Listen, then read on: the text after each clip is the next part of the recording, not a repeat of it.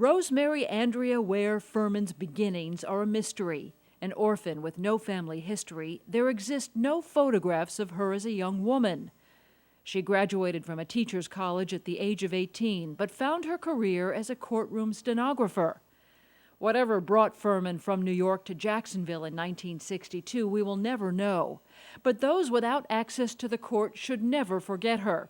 The legal community will not, especially her words. The legal system is not serving the people. Because there are thousands of women who live in misery because they have no money. The man says, if you don't like it, get out. Where shall she go? I would say upwards of 80% of the people are totally foreclosed from using the system because they can't afford lawyers. Women are exploited atrociously. If it wasn't for the women, we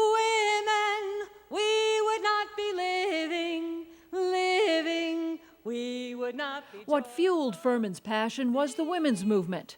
The early 70s was a turbulent time. Born on the heels of the civil rights movement, women were angry they made 57 cents to every dollar a man earned. They wanted access to safe legal abortions, equity in the workplace, the courtroom, and at home. The Jacksonville women's movement emerged then, marching on Washington for passage of the Equal Rights Amendment. Stopping domestic violence resonated in the headlines and in North Florida. I think it had just been closeted for so many generations, and it finally was coming out of the closet. In 1976, Ellen Spangler and others in the movement helped found Hubbard House in downtown Jacksonville, the first domestic abuse shelter in the Southeast. Soon, hundreds of battered women and children would find refuge there, and maybe, for the first time, hope. And they would come and they would say, he's got more. They'd come, with their black eye and their bruises.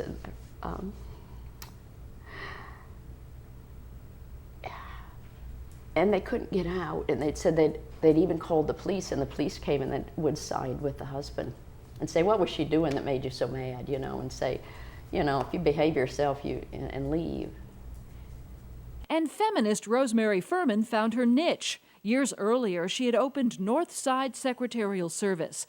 There, she used her considerable experience working alongside lawyers for 30 years to work without them, providing paperwork to help her customers with simple, low-cost legal matters, divorces, adoptions, and name changes. Children, property, alimony, child support, injunctions, restraining orders, writs of attachment, anything like that can be handled by any paralegal. By the mid-70s, a flood of women from Hubbard House tapped into Furman's formidable skills. As word of mouth spread, soon she was doing up to 20 divorces a week. Her $50 do-it-yourself services were the answer for many women ineligible for legal aid and without money to get out of a bad marriage fast. If I went to a lawyer, it would have been about $300, I imagine. Do you have that? I sure don't. Furman felt lawyers had priced themselves out of the reach of the average person, especially a divorcing woman whose husband had cut off the purse strings.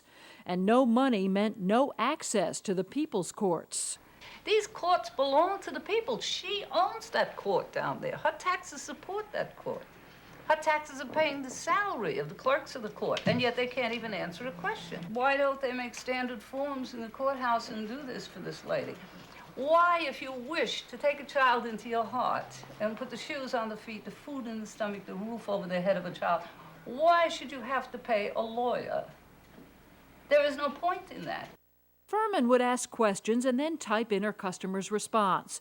She believed this was the best way to avoid errors because some of her mostly poor, mostly female customers could not read or write well. And even though she sounded like one, she made sure her customers knew she was not an attorney. You say, Your Honor, this is a petition for dissolution of marriage. I've been resident of Florida for more than 6 months. But in September 1977, the Florida bar ordered her to stop. In a 10-page petition, the bar charged her with the unauthorized practice of law, or UPL. Only lawyers could counsel clients, it said. All Furman could do was type, not answer any questions or correct any errors. So Rosemary Furman, the woman who didn't like lawyers, had to find one fast. No one in Jacksonville wanted to help her fight the Florida bar, so she looked outside to Washington, D.C. Help, she wrote in a letter to Alan Morrison, an attorney with the Public Citizen Litigation Group. Morrison and Public Citizen, long interested in opening up access to the courts, took her case. Sure, she was practicing law as the bar said she was. In that sense, the bar was right if you accept their rigid definition of the practice of law. Should she have been forbidden from doing what she was doing? Absolutely not. Absolutely not. Soon, news of the lawsuit against Furman spread throughout Florida and the nation.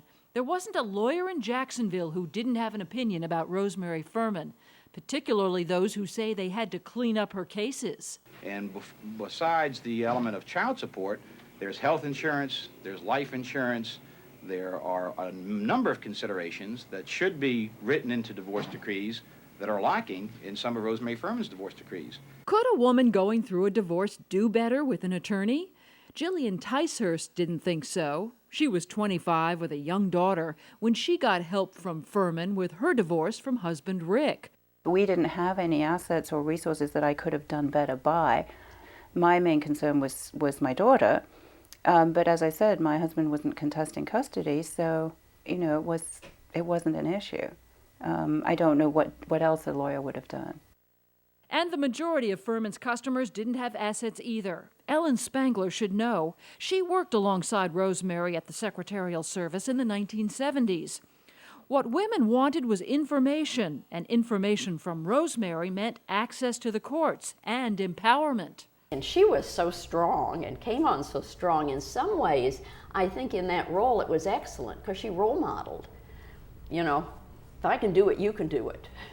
To make its case, the bar needed to find so-called victims, so it sent investigators to search court files looking for women who had gone to Rosemary, among them Frances Holmes. She had married young, and 30 years later she wanted a divorce from a husband who became abusive when he drank. Her divorce proceeded smoothly with Furman's help. Nonetheless, she was singled out for questioning. Yes, I remember it very well, in fact. They subpoenaed me to come in to testify against her, and I had no complaints, but I had to come in anyhow. Al Hadid, a Florida attorney, also took up Rosemary's case. I think that the individual cases that the bar singled out as a part of their prosecution in the mid-70s very much resented that they were a part of that. Did you resent being there? Very much so. Was it unpleasant?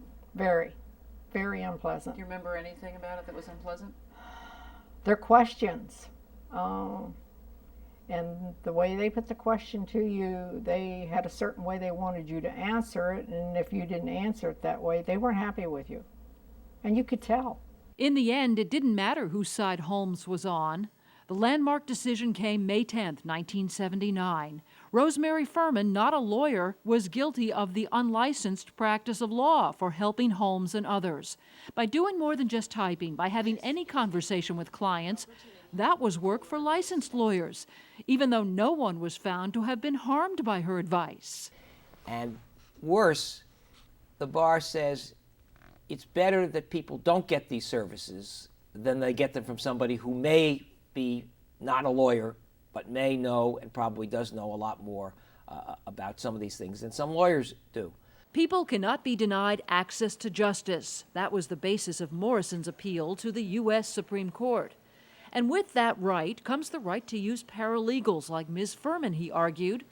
The High Court dismissed the appeal. But the points made by the Furman team were not entirely lost. Prompted by the referee in the case, Judge Percy Revels, and the glaring gap in legal services proven by Rosemary's attorneys, the Florida Supreme Court ordered a comprehensive study. Known as the Furman Study, it confirms substantial deficiencies in the delivery of legal services to both middle-income and poor persons in Florida. And it encouraged expanded use of paralegals, and that lawyers donate time or money to everyone who is in need. By 1982, the Florida Bar rejected a proposal requiring lawyers donate services free of charge. You say, Your Honor, this is a petition for dissolution of marriage? The marriage is irretrievably broken, Your Honor, because it didn't work. It really was a mistake. There's no love, no trust, no communication, no understanding between us. If this is so, if there's another reason, say whatever it is. Furman would not be stopped, and neither would the bar. In November of 1982, it launched a second case against her, but this time, Furman was sentenced to 4 months in prison. If I have to go to jail for constitutional rights, I think me as well as anyone else. As the heat turned up, so did Furman's support. She had become the sweetheart of the news media, a cause for all to champion. The Florida bar said giving false, misleading legal advice did not justify the media paint her as a heroine, but the public disagreed. Legal secretaries are often the key to a successful law practice. Even lawyers will admit that. News of her fight was covered locally and on network news, from NBC to CBS. Despite the attention, the reality of going to jail was beginning to hit Furman. She knew she was at risk. At risk for the simple reason that I have been tried before a lawyer, accused by lawyers, and it is 7 lawyers that will decide my fate. Now, the only one who could come to her rescue was Governor Bob Graham. Letters poured into his office. Newspaper headlines, editorials, even editorial cartoons are overwhelmingly in her favor. November 27, 1984. There was standing room only as Furman sat and listened to her attorney plead her case, even promising to close her business to keep her out of jail. But she knows now that if she does what she would like to do, she will go to jail. And so she is not in business anymore, and she will stay out of business until the law is changed. Governor Graham granted her pardon. In exchange, Furman would close her unlicensed legal office. You can't take away a person's First Amendment right to free speech. So is she going to continue to be a gadfly to the legal profession in the state of Florida? I think that she served a valuable purpose as a gadfly. I imagine she'll continue to fly. Furman avoided jail, but she was not out of the business of reforming the law. She had big plans to take her story to the big screen. I've signed a contract to do a movie with Warner Brothers, and we'll let the whole country see what has been going on. Warner Brothers had promised to pay her $1,000 a week to consult on a made-for-TV movie about her fight. But the contract was withdrawn. The company failed to interest a studio in the Furman story. Rosemary Furman moved out of Florida. She vowed to continue fighting for access to the courts for all Americans. Sadly, a cerebral stroke stopped that fight in May of 1999. Furman said she never wanted to be the issue, but rather a lightning rod for social change, and to that end, she accomplished her goals. A year after her defeat in court, Florida became the 7th state to institute do-it-yourself divorces for couples with no children. Today, just as Rosemary advocated, state-approved streamlined forms for divorces, name change, child support, and other procedures are available right in the clerk's office. What do I have to do? I've never done anything like this before. And realizing the continuing need for low-cost help, many of the state's courts now offer paralegal assistance, very much like what Rosemary Furman did at Northside Secretarial Service. After the hearing, what this tells you is that you will get a report from the general magistrate. And Case managers at the Family Court Services inside the Duval County Courthouse see about 12,000 clients a year. But is it enough? According to many surveys, the majority of low and moderate income Americans are shut out of the civil justice system because they simply cannot afford to hire a lawyer. Even having a job doesn't always help. Today, most who find themselves in a legal aid office are working, like this woman. She was evicted after refusing to date her landlord, she says. We're homeless. Mommy! We stay in a shelter, me and my 5 children. And what are you going to do? I'm seeking housing, but in the meantime, I want to see if I have any rights. Is, what he did legal? Could you afford to go to a lawyer? No. This woman's boyfriend won't let her see their son. So I feel that my son is in danger over there. So I just want my son back, and he doesn't want to give it back to me. So that's why I'm here today, to get my son back.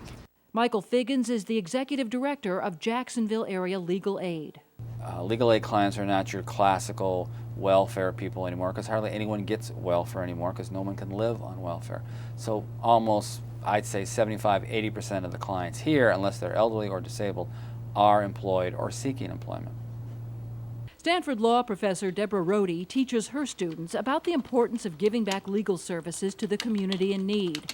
In her book, Access to Justice, she fears equal justice is what we put on courthouse doors, but not necessarily what goes on inside them. I think we need to remind students constantly about what it means to be entering a profession and try to give that some practical meaning, and also pitch to them on purely self-interested grounds what all the research shows, which is that lawyers' greatest dissatisfaction with practice is lack of opportunity to do the social to connect to causes that involve social justice. 99% of all divorces were totally uncontested.